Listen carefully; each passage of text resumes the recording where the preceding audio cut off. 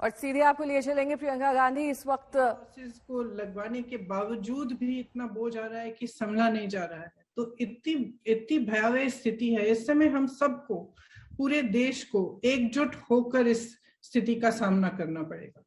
और चाहे किसी भी राजनीतिक पार्टी के हों, चाहे किसी भी व्यापार में कुछ भी हो, हर तरह से हमें मदद करनी चाहिए।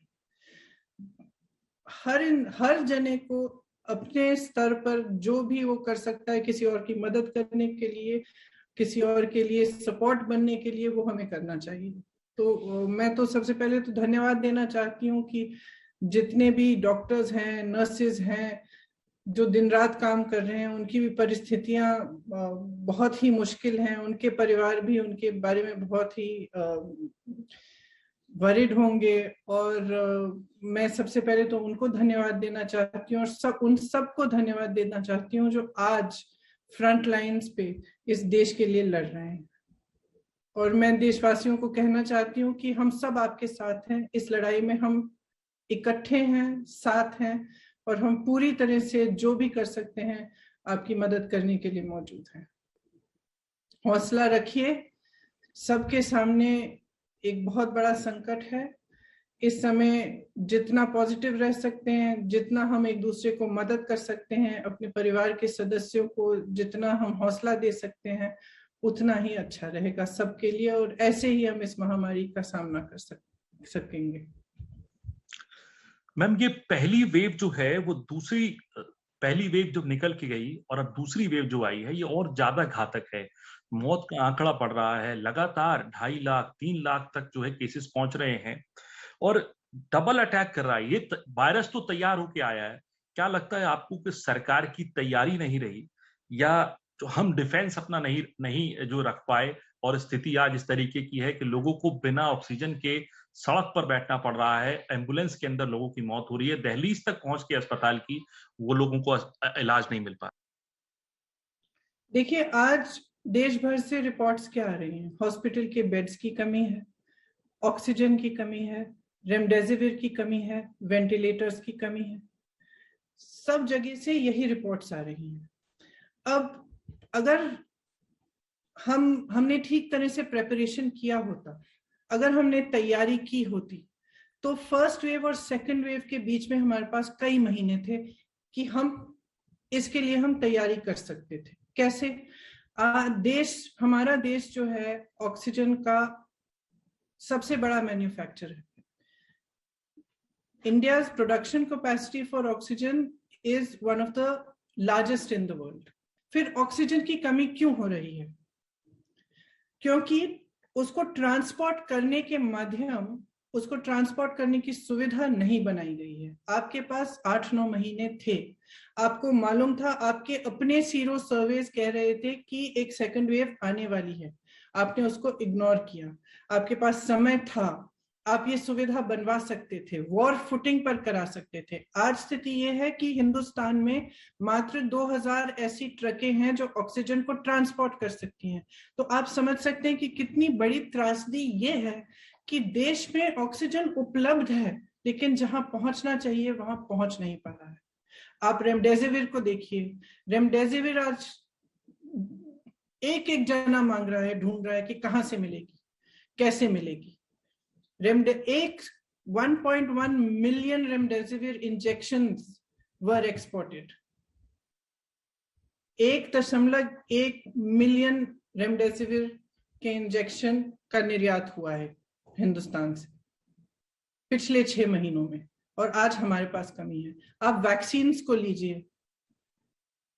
सरकार ने 6 करोड़ वैक्सीन एक्सपोर्ट की हैं पिछले 6 महीने में।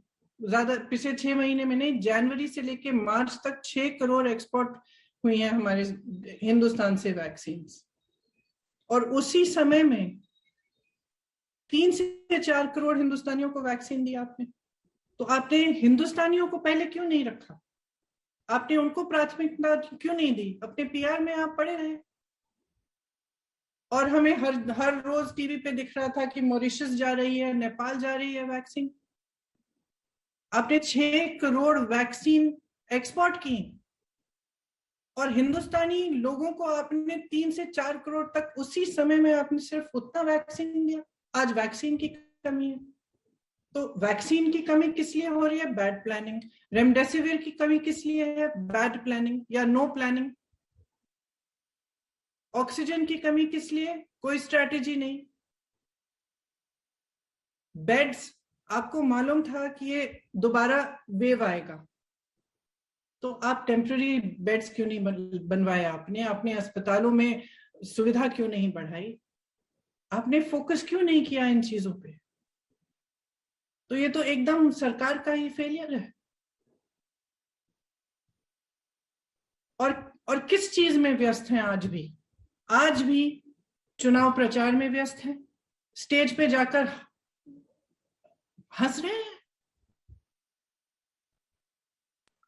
मैम यही बात, जहां से भी रिपोर्ट आ रही है, लोग रो रहे हैं, लोग रो रहे हैं, लोग चिल्ला रहे हैं, चीख रहे हैं, जैसे आपने कहा कि हमारी मदद करिए, कहीं ना कहीं से हमें दवाइयां दिलवाइए, ऑक्सीजन दिलवाइए, बेड दिलवाइए।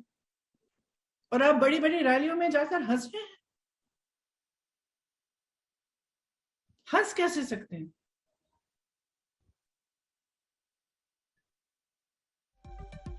मैम यही मेरा सवाल है कि चुनावी रैलियों को क्यों नहीं कोरोना छू रहा है, या उन राज्यों में कैसे कह सकते हैं कि नहीं छू रहा है? कोई जाके चुनावी रैलियों में टेस्ट करा रहा है? कोई चेक कर रहा है कि इतनी बड़ी भीड़ इकट्ठी हो रही है, 40,000 लोग, 30,000 लोग इकट्ठे हो रहे हैं, आपने अभी तक नहीं किया, अब तो करिए, अब तो रोकिए। जब ये संक्रमण इतना बढ़ गया है, आप यूपी के आंकड़े देखिए, 4 तारीख या 5 तारीख से 16 तारीख तक 7 गुना संक्रमण बढ़े हैं। तो इसी तरह से पूरे देश में बढ़ रहे हैं, और जब इतना बढ़ रहा है तब तो रुक जाइए ना। उत्तर प्रदेश के अंदर लगातार आंकड़े बढ़ रहे हैं, जबकि टेस्ट की संख्या नहीं बढ़ी है। और सबसे ज्यादा जो अभी हम असेसमेंट लगती है, वो ये लगती है कि पहली वेव में ये संक्रमण, ये वायरस सिटीज में था, आज ये देहात तक पहुंच गया है। शायद ही कोई ऐसा जिला बचा है उत्तर प्रदेश का जहां से नंबर्स ना बढ़ रहे हों, और टेस्टिंग ना होने की बात, एडमिशन ना होने की बात और ऑक्सीजन ना होने की बात सामने आ रही हो। तैयारियों को कैसे देखती हैं आप उत्तर प्रदेश सरकार की, और उनके दावों को कैसे देखती हैं? तो वो कह रहे हैं कि हम लोग टेस्टिंग बढ़ा रहे हैं, पूरी तरीके से सरकार मुस्तैद है। देखिए, उनके दावों के बारे में तो कम ही बोला जाए, क्योंकि उन्हीं का जो सीरो सर्वे है उसके मुताबिक, जो अक्टूबर नवंबर के समय का सीरो सर्वे है, उसके मुताबिक 5 करोड़ लोगों को तकरीबन, उन्होंने कहा था 5 करोड़ लोग कांटेक्ट आए हैं, इस वायरस के कांटेक्ट में आए हैं उस समय। और उन्होंने रिकमेंडेशन दिया था कि टेस्टिंग आप एकदम रैंप अप कर लीजिए, ज्यादा से ज्यादा बढ़ा दीजिए। सरकार, यूपी सरकार ने क्या किया? यूपी सरकार ने 70% एंटीजन टेस्टिंग शुरू की। मतलब है कि जो एक्चुअल टेस्ट है, जो आरटीपीसीआर का टेस्ट है, वो सिर्फ 30% हो रहा है आज यूपी में। प्रियंका गांधी साफ तौर पर यहां कहते हुए कि तैयारियों का अभाव है, संक्रमण तेजी से बढ़ रहा है, लेकिन लोगों तक मदद नहीं पहुंच पा रही है। कोरोना के बढ़ते केसेस के साथ ऑक्सीजन की किल्लत एक बड़ा मुद्दा बना हुआ है। दिल्ली में ऑक्सीजन की कमी लगातार बनी हुई है। डिप्टी सीएम मनीष सिसोदिया ने यहां तक कहा कि अस्पतालों में चंद घंटे की ही ऑक्सीजन बची है, ऑक्सीजन नहीं मिले तो हाहाकार तय है। अब दिल्ली के अंदर ऑक्सीजन की कमी होने लगी है, रेमडेसिविर की कमी होने लगी है। आज मैंने बहुत ज़्यादा तेज़ी से बढ़ रहे हैं, इस वजह से इन सारी चीज़ों की कमी भी, जो हमें लगता था कुछ दिन पहले तक की स्थिति, ये चीज़ें उचित मात्रा में मौजूद हैं। आज ऑक्सीजन की, रेमडेसिविर की और टोसिलिजुमैब, इन तीनों की कमी नज़र आई। दिल्ली में जिस तरह से तेजी से कोरोना के मामले बढ़े हैं और इस स्ट्रेन में लोगों को ज़्यादा ऑक्सीजन की ज़रूरत पड़ती है, ऐसा डॉक्टर्स का कहना है। तो ऐसे में दिल्ली में ऑक्सीजन की डिमांड बहुत ज़्यादा बढ़ गई है। पहले दिल्ली को जितनी ऑक्सीजन सेंट्रल ने दे रखी थी, सेंट्रल गवर्नमेंट कोटा फिक्स करती है हर एक राज्य का, तो पहले जितनी ऑक्सीजन दिल्ली ने दिल्ली को दे रखी थी सेंट्रल गवर्नमेंट ने, उससे अब दिल्ली का काम नहीं चल रहा। हमने पिछले 1 हफ्ते से बार बार सेंट्रल गवर्नमेंट से रिक्वेस्ट किया है कि दिल्ली का कोटा बढ़ा दीजिए, मरीज बहुत तेजी से बढ़ रहे हैं। उस पर अभी कोई ठोस कदम नहीं उठाया गया। हमारे तमाम संवाददाता इस वक्त ज्यादा जानकारी के साथ जुड़ गए हैं। कुमार कुणाल हमारे संवाददाता दिल्ली से जुड़ गए हैं, सौरभ वक्तानिया मुंबई से जुड़ गए हैं, हिमांशु मिश्रा भी हमारे साथ दिल्ली से जुड़ गए हैं। लेकिन सबसे पहले कुमार कुणाल, आपका रुख करते हुए, प्रियंका गांधी यहां पर साफ तौर पर यह कहते हुए कि ऑक्सीजन तो है लेकिन लोगों तक पहुंच नहीं पा रही है। मनीष सिसोदिया भी यही कह रहे हैं कि कुछ ही घंटे की ऑक्सीजन बची है, एक इमरजेंसी, एक क्राइसिस सिचुएशन है। बिल्कुल, और अलग अलग जो अस्पताल हैं दिल्ली के, उनसे भी जो हमें रिपोर्ट मिल रही है उसमें भी यही जानकारी मिल पा रही है कि कुछ ही घंटों का ऑक्सीजन ज्यादातर अस्पतालों के पास है और इसीलिए बहुत ज्यादा जरूरी ये है कि तुरंत उस सप्लाई किस तरीके से बहाल की जाए, उस पर कैसे काम किया जाए, ये बहुत अहम है क्योंकि बहुत सारे लोग इस समय आईसीयू वेंटिलेटर पर हैं और उनके लिए ऑक्सीजन एक तरीके से आप कहिए कि जीने और मरने का सवाल है। अगर ऑक्सीजन खत्म होता है तो बहुत सारे लोगों की जान संकट में आ जाएगी। तो ये है, कल जीटीबी अस्पताल में रात में एक टैंकर पहुंचा है ऑक्सीजन का, उसी तरीके से गंगाराम अस्पताल में भी ऑक्सीजन की सप्लाई हुई है।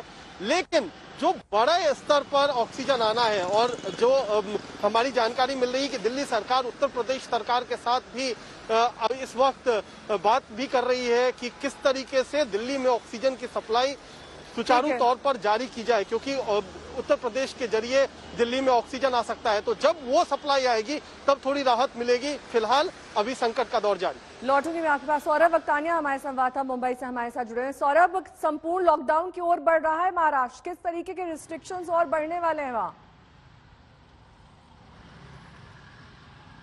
जी देखिए नेहा, जिस तरीके से कल महाराष्ट्र के कैबिनेट मिनिस्ट्री की जो मीटिंग हुई, लंबी मीटिंग चली और जितने भी सारे मंत्री थे नेहा, सभी ने एक ही बात जो है सजेशन दिया है मुख्यमंत्री उद्धव ठाकरे को कि महाराष्ट्र में संपूर्ण लॉकडाउन की जरूरत है।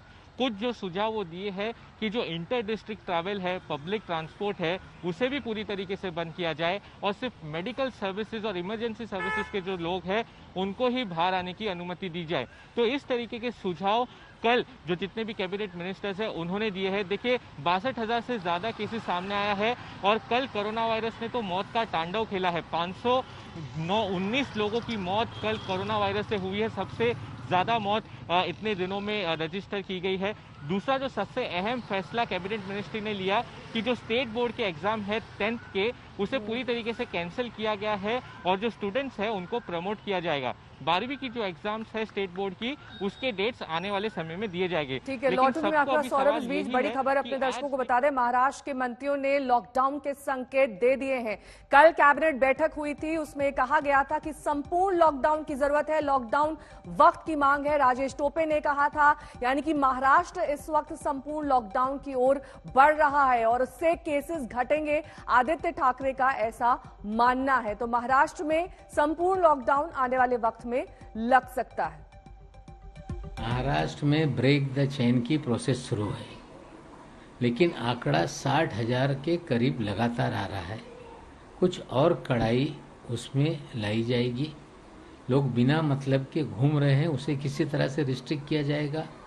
बाजारों में भी भीड़ जुट रही है, उसे रिस्ट्रिक्ट करने के लिए हमें लगता है महाराष्ट्र सरकार कल शाम तक जो और कड़े नियम है उसका ऐलान करेगी। जिस तरीके से आज मंत्रिमंडल में बहुत चर्चा हुई और उस चर्चा में महाराष्ट्र की परिस्थिति को ध्यान में रखते हुए जिस तरीके से महाराष्ट्र में ऑक्सीजन की कमी है और महाराष्ट्र सरकार ने जो है केंद्र सरकार से ऑक्सीजन की मांगनी की है और उसके हिसाब से वो दे भी रहे, लेकिन वो कहीं ना कहीं पूरी नहीं हो रही है और आने वाले दिनों में महाराष्ट्र में ऑक्सीजन की बहुत कमी हो सकती है।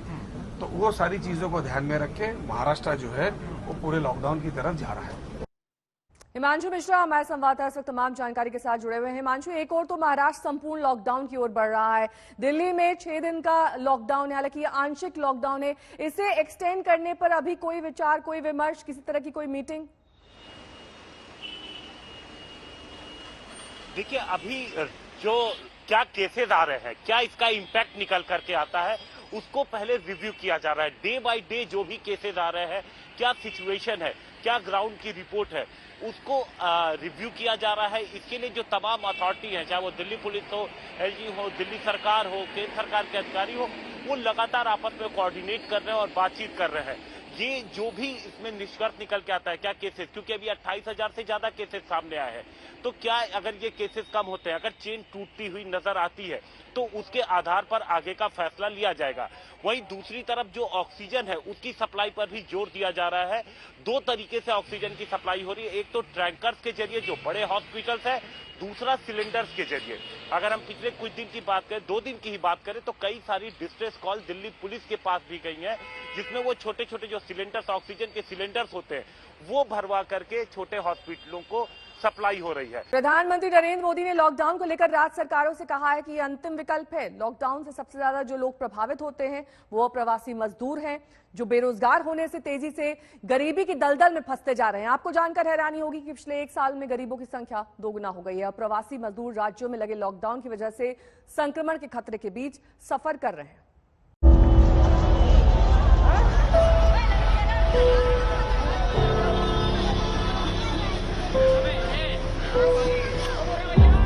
ये वो चेहरे हैं, ये वो हिंदुस्तानी हैं जो लॉकडाउन में भटक रहे हैं, गरीब होने का खामियाजा भुगत रहे हैं, क्योंकि साल भर में दूसरी बार दर बदर हो रहे ये लोग वो आम हिंदुस्तानी हैं जो महानगरों में दूसरों का घर तो बनाते हैं, लेकिन उनका कोई आशियाना नहीं है। इसलिए जब भी लॉकडाउन लगता है तो सबसे पहले ये लोग बेघर होते हैं।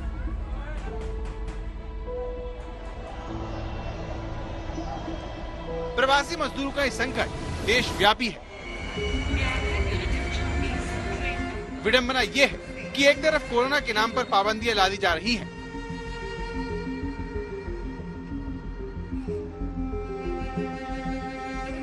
लॉकडाउन की वजह से गरीब के सामने 2 जून की रोटी का संकट पैदा हो रहा है, वहीं दूसरी तरफ इन मजदूरों को कोरोना संक्रमण के खतरे की खाई में फेंका जा रहा है।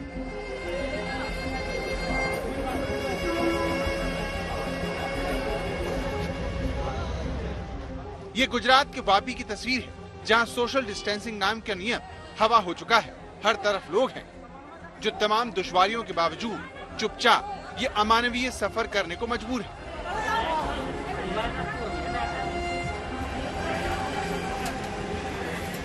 लेकिन ये हड़बड़ी तो दिल्ली में भी है, जहां लॉकडाउन का ऐलान होते ही आनंद विहार में मजदूर सामान और परिवार के साथ पहुंचने लगे और देखते ही देखते हजारों लोग बस स्टैंड पर इकट्ठा हो गए, जबकि वो जानते हैं कि ऐसा करके वो कोरोना के करीब जा रहे हैं। अगर आप अभी सोचो, इतने भीड़ में अगर आप लोग बैठ के जाएंगे, कहीं आपके वो गांव पे पहुंचने के बाद किसी को हो गया कोरोना, डर नहीं लग रहा है? ये डर तो दिल में रहता ही है। पहले गांव वाले, बाद में पहले अपने बीवी बच्चे हैं, पहले वो हैं, तो डर तो रहता ही है दिल में, है क्या नहीं? और कोरोना से ज्यादा इस वक्त भूख का डर हो गया। जी जी जी जी, बहुत परेशानियों का सामना करना पड़ता है। मैं आनंद विहार पे हूँ। आनंद विहार बस अड्डे और रेलवे स्टेशन के आसपास लोगों की लगातार भीड़ बढ़ती जा रही है। लोग अपने घरों का सामान, अपने छोटे छोटे बच्चों को लेके अपने सर पे, ये वो लोग हैं जो यहाँ पे रोजमर्रा की अपनी नौकरी, अपनी कमाई का जरिया ढूंढने के लिए दिल्ली और दिल्ली एनसीआर के क्षेत्र में आते हैं। दिल्ली में एक बार फिर पिछले साल की तस्वीरें दोहराई जा रही हैं। हजारों की तादाद में मजदूर रेलवे स्टेशन और बस स्टैंड पर इकट्ठा हो रहे हैं, जहां न 2 गज की दूरी और न ही मास्क का बंधन है। हर किसी का मकसद उस बस और ट्रेन तक पहुंचना है जो बेदिली के इस माहौल से उन्हें बहुत दूर ले जाए।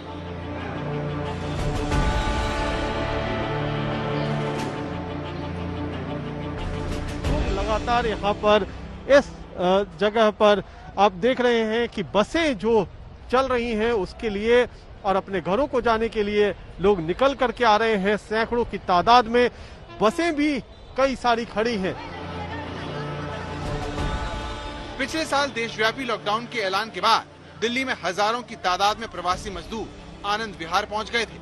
अचानक इतनी भीड़ आने से चारों तरफ अफरा तफरी मच गई थी। लोगों के हिसाब से बस नहीं थी, कई लोग तो पैदल ही घर को निकल गए थे। लेकिन इस बार गनीमत यह है कि बस और ट्रेन चल रही है। दिल्ली के मुख्यमंत्री अरविंद केजरीवाल ने हाथ जोड़कर प्रवासी मजदूरों से घर लौटने का इरादा छोड़ने को भी कहा, पूरा ख्याल रखने का वादा भी किया। पिछली बार जब देश में लॉकडाउन लगा था, हमने देखा कि किस तरह बड़ी संख्या में प्रवासी मजदूर अपने गांव जाने लगे थे। उनसे मैं खास तौर से हाथ जोड़ के अपील करना चाहता हूं, ये छोटा सा लॉकडाउन है, 6 दिन का, दिल्ली छोड़ के मत जाइएगा। आपके आने जाने में इतना समय खराब हो जाएगा, इतना पैसा खराब हो जाएगा, इतनी ऊर्जा खराब होती है, दिल्ली में रही। लेकिन दिल्ली के मुख्यमंत्री की इस अपील के बावजूद लोग क्यों वापस घर लौट रहे हैं, ये सवाल कुमार कोणाल ने आनंद विहार आने वाले सभी प्रवासी मजदूरों से पूछा। पहले 2 दिन का लगाया, फिर उसके बाद 1 हफ्ते का लगाया, क्या पता और बढ़ा दे तो। विश्वास तो है नहीं, काम धंधा चल नहीं रहा है, खाने पीने की, लेकिन रिस्क भी तो है, इतने भीड़ में जाएंगे बस में। अरे फिर क्या कर सकते हैं भाई, पेट का जरूरी नहीं, जाना तो पड़ेगा ही।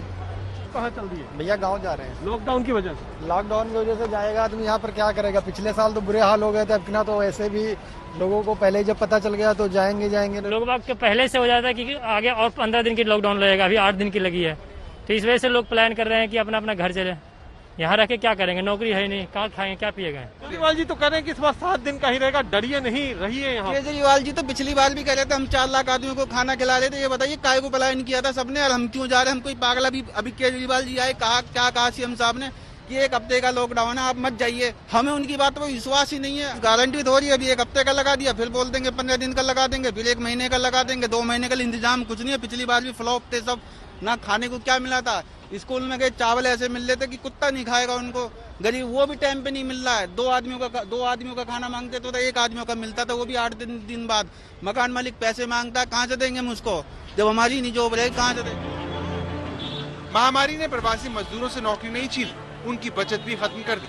गाँव में काम मिला नहीं और लोग हालात बेहतर होने के इंतजार में गरीब होते चले गए। खर्चा कम करने के लिए किसी ने बच्चों को स्कूल से निकाला तो कोई कर्ज में डूब गया।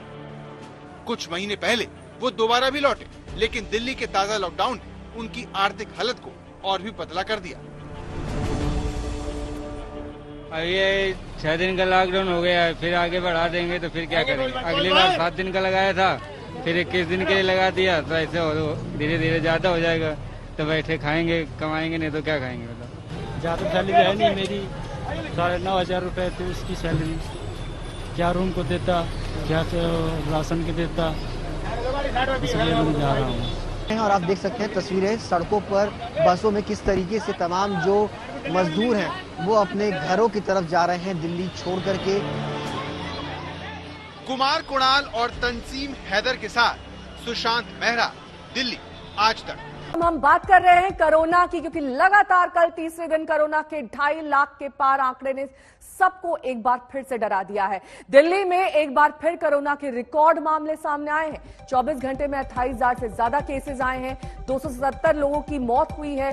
यूपी में भी 29,000 से ज्यादा मामले आए हैं, 163 लोगों की जान गई है। 62,000 से ज्यादा केसेस के साथ महाराष्ट्र फिर देश में सबसे ज्यादा कोरोना प्रभावित राज्य बना हुआ है। राजस्थान, केरल, गुजरात में भी 10,000 से ज्यादा नए मामले सामने आए हैं। महाराष्ट्र में पिछले 24 घंटे में 62,097 मामले, 519 की गई है जान। वहीं 24 घंटे में 62,097 नए मामले। और अब बात राष्ट्र के नाम प्रधानमंत्री के संबोधन की। कोरोना की दूसरी प्रचंड लहर को देखते हुए कल प्रधानमंत्री मोदी ने देश को भरोसा जताया कि अपने हौसले और तैयारियों से देश इस संकट से उबर जाएगा। संपूर्ण लॉकडाउन की आशंका के बीच उन्होंने कहा कि लॉकडाउन को अंतिम उपाय के रूप में अपनाना चाहिए। साथियों, आज की स्थिति में हमें देश को लॉकडाउन से बचाना है। मैं राज्यों से भी अनुरोध करूंगा कि वो लॉकडाउन को अंतिम विकल्प के रूप में ही इस्तेमाल करें। लॉकडाउन से बचने की भरपूर कोशिश करनी है। कोरोना संकट में देश के अनेक हिस्से में ऑक्सीजन की डिमांड बहुत ज्यादा बढ़ी है। इस विषय पर तेजी से और पूरी संवेदनशीलता के साथ काम किया जा रहा है। केंद्र सरकार, राज्य सरकारें, प्राइवेट सेक्टर, सभी की पूरी कोशिश है कि हर जरूरतमंद को ऑक्सीजन मिले। ऑक्सीजन प्रोडक्शन और सप्लाई को बढ़ाने के लिए भी कई स्तरों पर उपाय किए जा रहे हैं।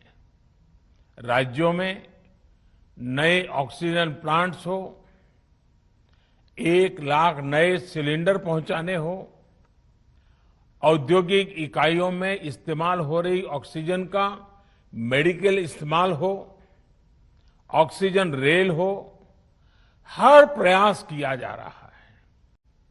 मेरे बाल मित्र, घर में ऐसा माहौल बनाइए कि बिना काम, बिना कारण घर के लोग घर से बाहर न निकले। आपकी जीत बहुत बड़ा परिणाम ला सकती है। प्रचार माध्यमों से भी मेरी प्रार्थना है कि ऐसे संकट की घड़ी में वो लोगों को सतर्क और जागरूक करने के लिए जो प्रयास कर रहे हैं उसे और बढ़ाएं। कोरोना के खिलाफ जंग जीतने के लिए अनुशासन भी, उसकी भी उतनी ही जरूरत है। जब जरूरी हो तभी बाहर निकले, कोविड अनुशासन का पूरा पालन करें। आज हमारे पास बड़ी मात्रा में पीपीई किट्स हैं, लैब्स का बड़ा नेटवर्क है और हम लोग टेस्टिंग की सुविधा को निरंतर बढ़ा रहे हैं। साथियों, देश ने कोरोना के खिलाफ अब तक बहुत मजबूती से और बहुत धैर्य से लड़ाई लड़ी है। इसका श्रेय आप सभी को, सभी देशवासियों को ही जाता है। अनुशासन और धैर्य के साथ कोरोना से लड़ते हुए आप देश को यहां तक लाए हैं। मुझे विश्वास है जन भागीदारी की ताकत से हम कोरोना के इस तूफान को भी परास्त कर पाएंगे। आज हम अपने चारों ओर देख रहे हैं कि कैसे कई लोग, कई सामाजिक संस्थाएं जरूरतमंदों तक मदद पहुंचाने में दिन रात जुटे हैं। दवाई पहुंचाना हो, खाने या रहने की व्यवस्था करनी हो, लोग पूरे मनोयोग के साथ काम कर रहे हैं। मैं इन सभी के सेवा भाव को आदरपूर्वक नमन करता हूं और देशवासियों से अपील करता हूं कि अधिक से अधिक मात्रा में इस संकट की घड़ी में देशवासी आगे आएं और जरूरतमंदों तक मदद पहुंचाएं। मेरा राज्य प्रशासन से आग्रह है कि वो श्रमिकों का भरोसा जगाए रखे। उनसे आग्रह करें कि वो जहां है वहीं रहे। राज्यों द्वारा दिया गया ये भरोसा उनकी बहुत मदद करेगा कि वो जिस शहर में है वहीं पर अगले कुछ दिनों में वैक्सीन भी लगेगी और उनका काम भी बंद नहीं होगा। कोरोना के खिलाफ देश आज फिर एक बहुत बड़ी लड़ाई लड़ रहा है। कुछ सप्ताह पहले तक स्थितियां संभली हुई थी और फिर ये कोरोना की दूसरी वेव तूफान बनकर आ गई। जो पीड़ा आपने सही है, जो पीड़ा आप सह रहे हैं, उसका मुझे पूरा एहसास है। जिन लोगों ने बीते दिनों में अपनों को खोया है, मैं सभी देशवासियों की तरफ से उनके प्रति संवेदनाएं व्यक्त करता हूं। मैं आपके दुख में शामिल हूं। चुनौती बड़ी है, लेकिन हमें मिलकर अपने संकल्प, अपने हौसले और तैयारी के साथ इसको पार करना है। मेरा आप सभी से यही आग्रह है। मैं आपको फिर ये भरोसा देता हूं, आपके इस साहस, धैर्य और अनुशासन के साथ जुड़कर आज जो परिस्थितियां हैं उन्हें बदलने में देश कोई कोर कसर नहीं छोड़ेगा। कठिन से कठिन समय में भी हमें धैर्य नहीं खोना चाहिए।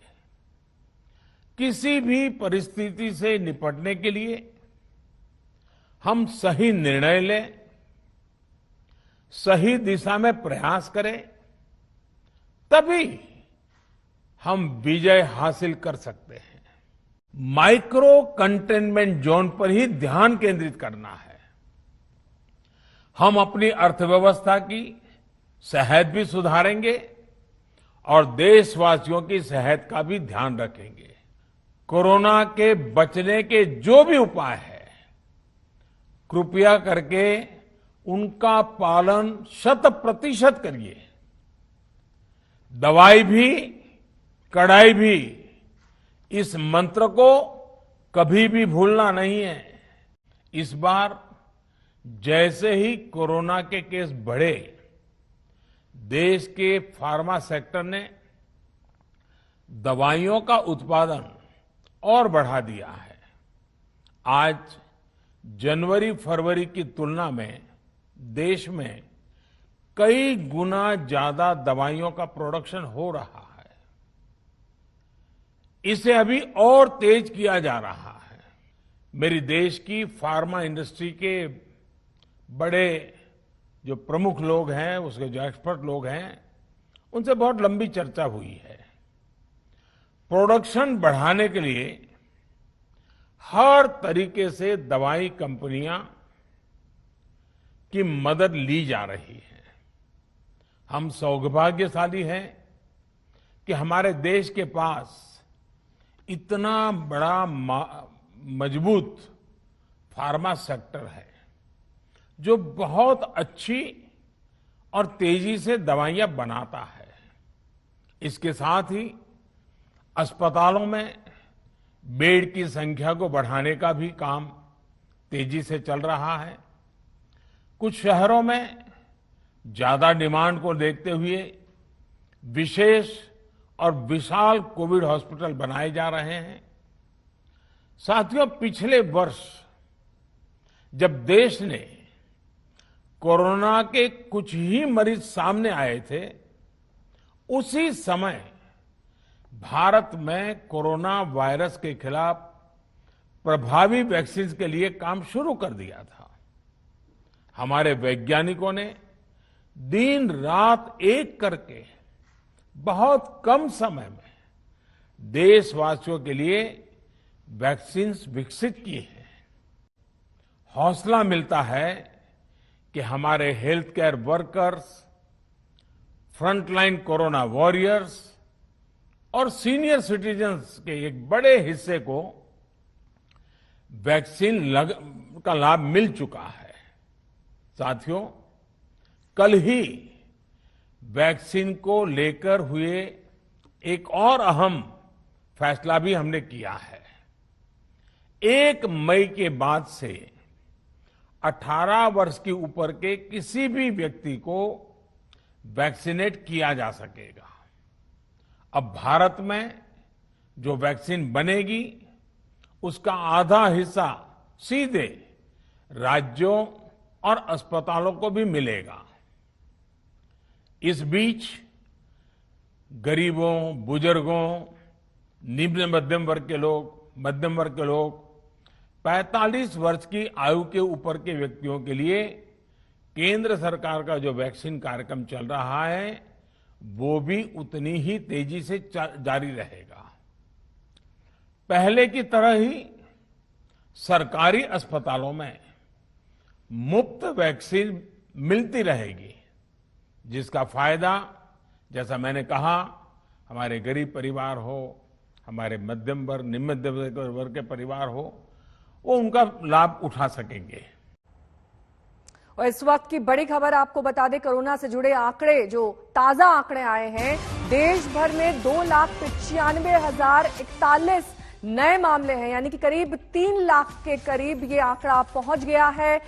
एक दिन में 2,95,041 नए केस हैं। 24 घंटे में 2,023 संक्रमितों की जान गई है। ये ताजा आंकड़े देश भर के 62,097 नए मामले में महाराष्ट्र अब भी आगे बना हुआ है। वहां पर स्थिति सबसे ज्यादा गंभीर है। यूपी में नए मामले 29,574 और देश में उत्तर प्रदेश इस वक्त दूसरे नंबर पर राज्य है। 24 घंटे में 2,023 संक्रमितों की मौत हुई।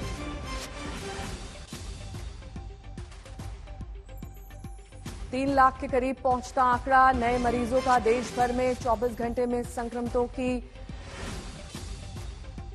लगातार जान जा रही है। 2,023 मौतें हुई हैं अब तक। 62,097 नए मामले अकेले महाराष्ट्र में हैं। महाराष्ट्र संपूर्ण लॉकडाउन की ओर बढ़ रहा है, इस तरह के भी संकेत मिल रहे हैं। नए मामले 29,574 उत्तर प्रदेश में दूसरे नंबर पर है ये राज्य। एक सवाल जो बार बार सब पूछ रहे हैं कि इतने बड़े संकट के बीच नेता चुनाव प्रचार क्यों कर रहे हैं? नेता चुनाव प्रचार क्यों नहीं रोक रहे हैं? जब देश को बड़ा संदेश देने की जरूरत है तो क्यों खुद वो भीड़ भाड़ इकट्ठा कर रहे हैं? इतने हाहाकार के बीच कई नेताओं और पार्टियों ने कुछ फैसले जरूर किए हैं, लेकिन प्रचार कोई नहीं रोक रहा है।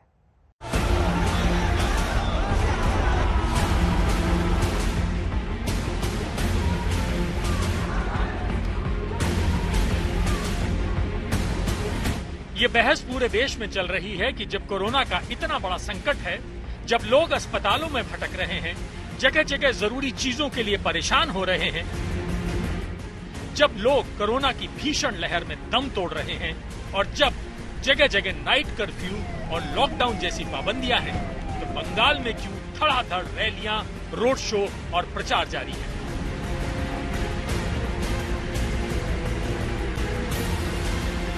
क्यों कोरोना के इतने संकट में हजारों की भीड़ इकट्ठा की जा रही है?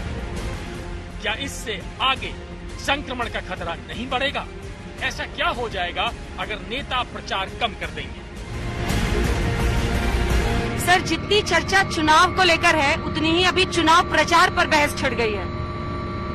उनका ये कहना है कि कोविड की इन परिस्थितियों में चुनाव हो रहा है। राहुल गांधी कह रहे हैं पश्चिम बंगाल में अब रैली नहीं करेंगे। ममता बनर्जी कह रही है कम करेंगे, लेकिन बीजेपी कर रही है। अमित शाह आज भी लगे हुए हैं। इस पर क्या करें? देखिए, सबसे पहले राहुल जी ने सार्वजनिक करना चाहिए कि इनकी कितनी रैली लगी थी जो उन्होंने कैंसिल करी। मेरे पास तो कोई लिस्ट नहीं है। और जहां तक भारतीय जनता पार्टी भी निर्णय करेगी, परंतु चुनाव कराना हमारे हाथ में नहीं है, चुनाव आयोग कराता है। और दूसरा, चुनाव आयोग के पास भी कोई ऑप्शन नहीं था, क्योंकि हमारे संविधान में वैक्यूम की कोई स्थिति का प्रोविजन ही नहीं। अब तक बंगाल में राहुल गांधी ने रैलियां रद्द की हैं, लेफ्ट ने बड़ी रैलियां रद्द की। ममता बनर्जी ने अपनी चुनावी सभाएं सिर्फ आधे घंटे की कर दी। बीजेपी भी बड़ी बड़ी रैलियां न करने पर मजबूर हो गई। यानी देश भर में इस पर जो बहस चल रही थी, उसका दबाव पार्टियों पर दिखा। इसमें सबसे बड़ा सवाल बीजेपी पर था, क्योंकि कोरोना के संकट के बीच भी केंद्रीय मंत्रियों से लेकर प्रधानमंत्री तक सबने बंगाल में जोर लगा रखा था। बीजेपी ने बंगाल में पीएम की रैलियां तो नहीं रोकी, लेकिन ये कह दिया कि रैलियां छोटी ही होंगी। पीएम की रैली में 500 से ज्यादा लोग नहीं होंगे। पीएम के रैली के कार्यक्रम को 2 दिन से घटाकर 1 दिन का कर दिया। 22 और 24 अप्रैल को होने वाली कुल 4 रैलियां अब 23 अप्रैल यानी एक ही दिन होंगी। यानी प्रचार में कटौती तो हुई है, लेकिन प्रचार रुकेगा नहीं। बंगाल में एक मांग ये थी कि बाकी के 3 चरणों का चुनाव एक साथ करवा दिया जाए। ये बात ममता बनर्जी बार बार कह रही है, लेकिन ऐसा होता भी नहीं दिख रहा है। तीनों के बाकी के फेज को एक साथ कर लें, ये भी सुझाव उन्होंने दिया था। क्या ये मुमकिन हो पाएगा? ये भी संभव नहीं है, क्योंकि किसी का भी प्रचार का जो अधिकार है वो छीन नहीं सकते। और हमारे संविधान ने प्रचार के लिए निश्चित दिन किए हुए कि मिनिमम इतने दिन प्रचार के लिए मिलने चाहिए। एक नैरेटिव बनाने के लिए आप कुछ भी कहते रहो, वो अलग बात है, परंतु संवैधानिक रूप से क्या है वो पहले देखना चाहिए। बंगाल में चुनाव प्रचार के पक्ष में अलग अलग तर्क दिए जा रहे हैं। ये कहा जा रहा है कि पूरी तरह से प्रचार रोक नहीं सकते, इसमें संवैधानिक मजबूरियां बताई जा रही हैं। ये बातें सही भी होंगी, लेकिन लोगों को तो यही साफ साफ दिख रहा है कि जब इतना बड़ा संकट है, जब हर तरफ हाहाकार है, तब भी नेताओं ने चुनाव प्रचार नहीं छोड़ा। आज तक ब्यूरो।